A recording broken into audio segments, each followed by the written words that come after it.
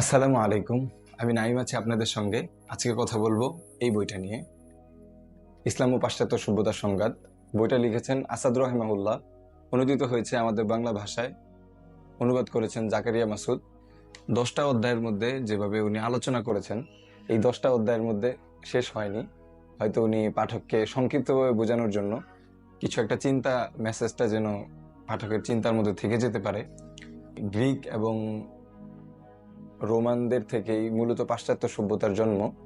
লেখক এই ছোট্ট একটা মেসেজ যে বস্তুবাদের উপরে বিশ্বাস করা যাবে না, বস্তু থেকে বেরিয়ে আমাদেরকে চিন্তা করতে হবে। লেখকের যে চিন্তাটা, এটা সহজভাবে আপনি গ্রহণ করতে পারবেন। বইটা ছোট্ট পুস্তিকায় হয়েছে, কিন্তু বইটার যে চিন্তা, আমি যদি আপনাকে দেখাই যে এটাকে কতটা বিশ্লেষণ করে পড়া দরকার। আমি বইটা প্রায় 2-3 বারের মতো পড়েছি। যদি আমি একটু দেখাই যে দেখেন আমি কিভাবে পড়ার চেষ্টা করেছি।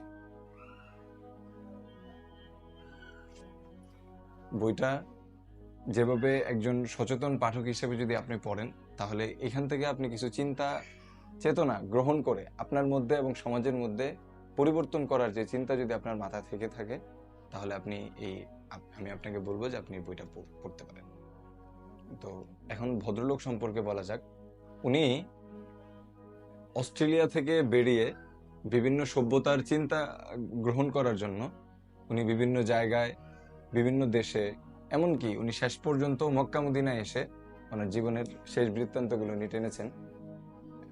আর মক্কা মদিনা তো এমন একটা জায়গা যেখানে সভ্যতার অনেক কিছু দেখা যায় এবং বিভিন্ন দেশ থেকে মানুষ আসে।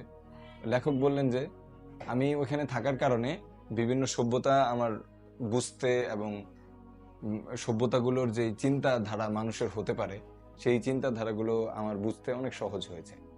দুইটা সভ্যতার মাঝে পার্থক্যটা কোথায়? গ্রিক এবং রোমান।